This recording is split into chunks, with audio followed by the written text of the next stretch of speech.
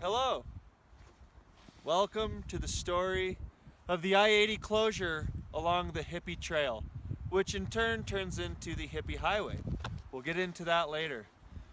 We're standing out here at Bob's Corner. Behind us we've got Chippewa and the terminus of Wyoming Bull. This is the backcountry re-entry gate for those of you who aren't familiar with it. It's also the beginning of the fourth climb of the Shedhorn Skimo.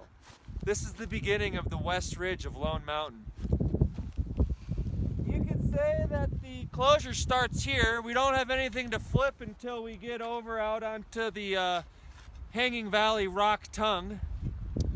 We're looking at Rock Valley right now. And on the other side of this first rib of trees is the Badlands. And on the other side of that next group of trees is the Dakota Gully. So, from here, Bob's Corner, we'll be going along above this rope line to our first piece of infrastructure, which will be a series of gabions. We love gabions. Follow me.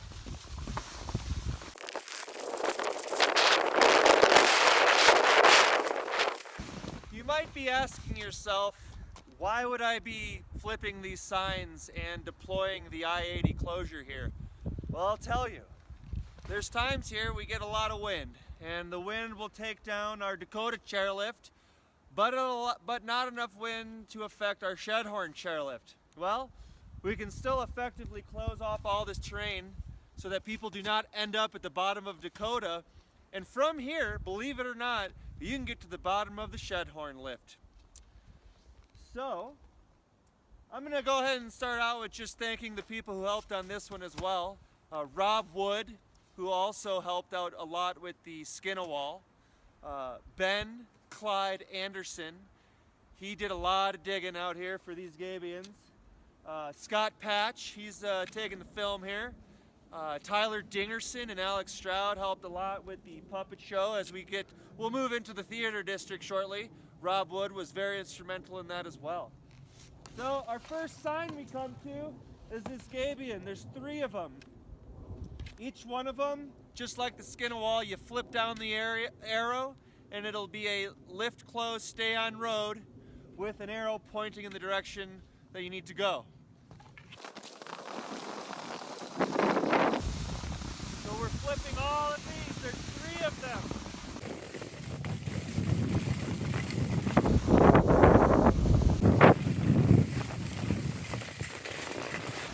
This used to have an arrow on it too, but just recently it fell off or it was stolen. One of the two. Hard to tell. I was thinking about putting some surveillance back here at one point.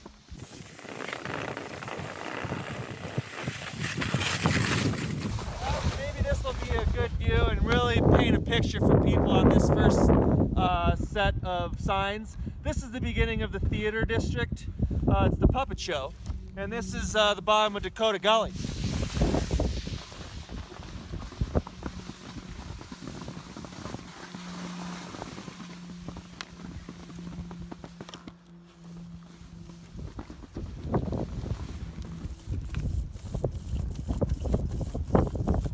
As you can see, we have signs coming from both sides to efficiently and adequately close this terrain.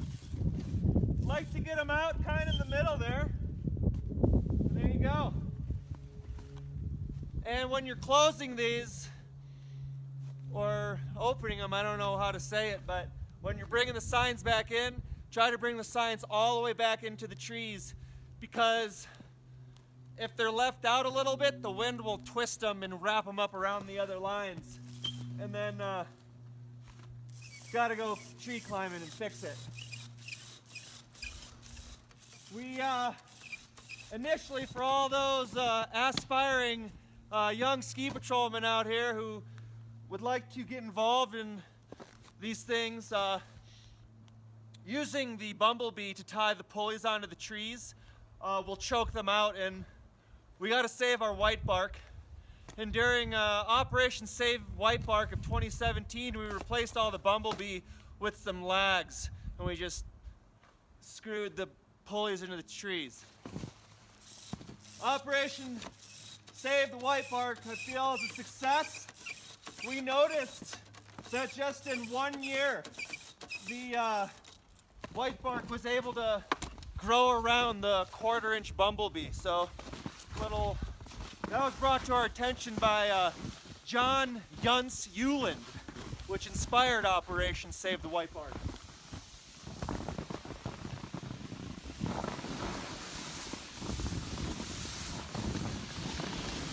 Moving along, here's our next one. Looks like we didn't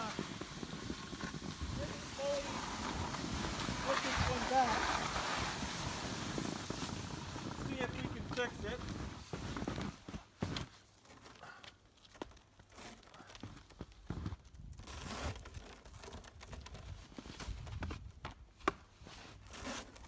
Well,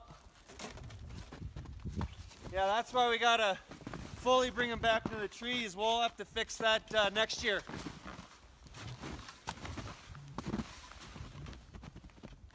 It'll be okay for now. Interspersed in the theater district are also some flip signs.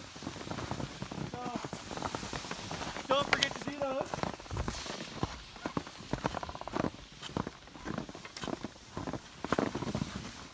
Here's another one. This is just a single. It's nice to come out here and just test them out every now and again so that when you really need them, they're ready for you. Don't want to be caught with our pants down.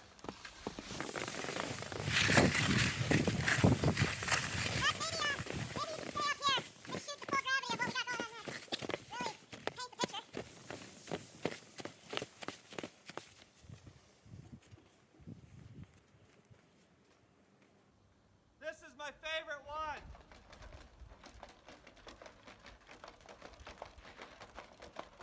We got a triple sign going out here.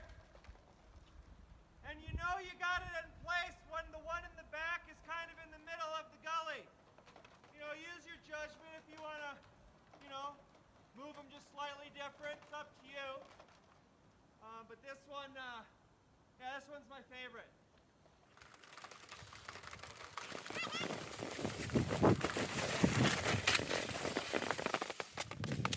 Here's another flipper.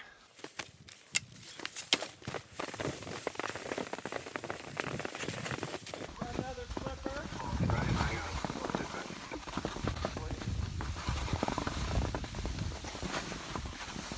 This one works a little differently than the other ones. Those are more like sign trolleys. This is more of a sign tram. It's gravity fed, sort of. What you do, flip this and just push it on out there. And then when it's time to bring it back, obviously just pull this back in. Go ahead and flip this up. And just to tidy it up, take the rope, the bumblebee, wrap it around the tree just once, pull it through. It's like a big overhand or half hitch or something. It's all tidied up that way. The rest of the signs here are all currently flip signs. We're currently working on some grant proposals for some fundraising for some more pulleys to really finish this up. There's just one more place that could use a tram. So here's a flip sign.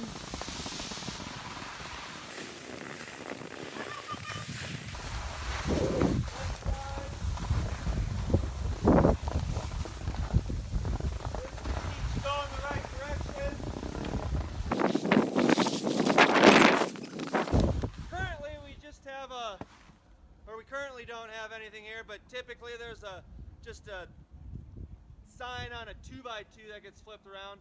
But our dream is to have one more tram that goes from this tree bank to that tree bank. I'll be taking applications next fall, or I guess if you're watching this, it's right now, for tryouts. And I'll give you a little kit to build something and see if you got what it takes.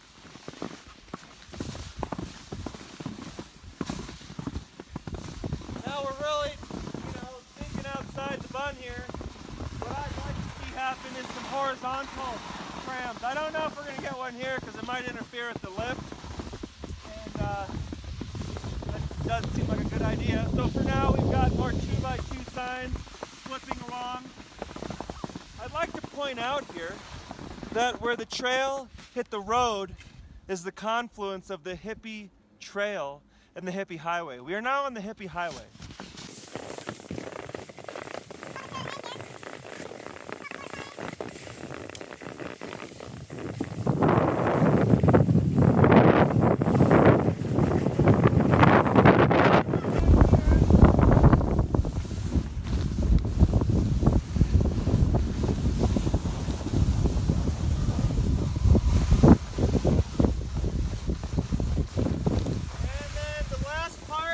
Is just to stretch that piece of high-vis and bamboo across. Again, this is the lower Malfunction Junction. It's the confluence of the Mule Skinner and the Hippie Highway. Just for some train familiarization there. Go ahead and flip that sign bank to read Dakota closed and Shedhorn open. And now what you've created is a way for our skiing public to ski some more of the biggest skiing in North America, and they're gonna love you for it again. So thanks, and if you got any questions, by all means ask at any time. And we're gonna try to do an early morning and just have an early morning just for scenarios to run through the Skinawall and the I-80 closures and run through different scenarios. I think we're gonna have some CE on it after we get up and running through maybe after Deep Slab Cycle. We'll do some CE on these closures out here. So thanks again.